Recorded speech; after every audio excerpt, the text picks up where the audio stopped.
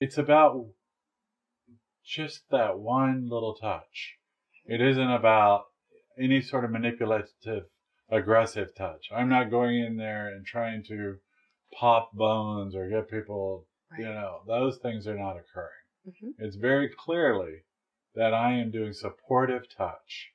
I'm doing passive touch, meaning that I am open and available to the client to connect with me. Mm-hmm. I'm not aggressively pushing myself towards you. Mm-hmm. I'm not asking you to connect with me. I'm not doing any of those sorts of things. I'm here, available, and ready if your system's ready to connect. Right. And that is, really a great way to describe somatic attachment skills, because you're holding a steady presence and you're giving a lot of permission for people to come toward and go away as they need to. I have to be the secure base. I'm there to repair the scaffolding. If you think of scaffolding, we build in layers. The early developmental ruptures that could have occurred, I may not exactly know what every brick stood for in that wall, but as the bricks begin to repair, the wall strengthens. As the wall strengthens, the client has greater ability. If it's a child, they might have greater presence in the classroom. They might be able to learn, because we know developmentally that our IQ drops 30 to 40 points based on the number of trauma that we're dealing with at the time. That doesn't go away in adulthood. So adults are also, they're challenged with their ability to learn, their ability to comprehend. Really important to realize imagination and perception. Imagination and perception are both narrowed.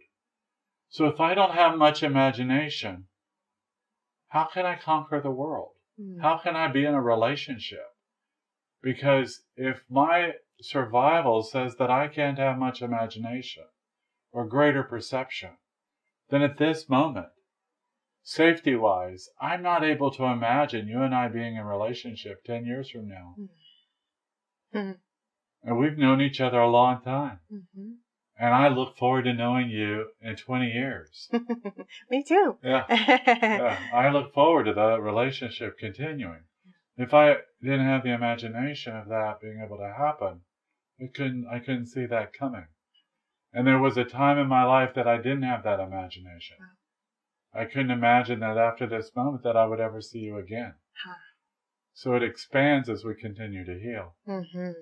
It is really amazing how this work changes things that, might not even be on the radar. Exactly. And then people will come in and say, hey, this week I noticed this used to be a problem, and then suddenly I was able to do it. And it's more often when the client tells you that, it's more often that it's just a slip. They're not even realizing that they're reporting a change. They're just kind of like, oh, well. And you go, whoa. Yeah. Wait, stop for a second. That's a big change. You are now reporting something different. Mm-hmm. Because that's what it's about when we're dealing in developmental trauma is it like, meaning is it the same way that it was, or is it different? Mm-hmm. And if it's different, then something's changing.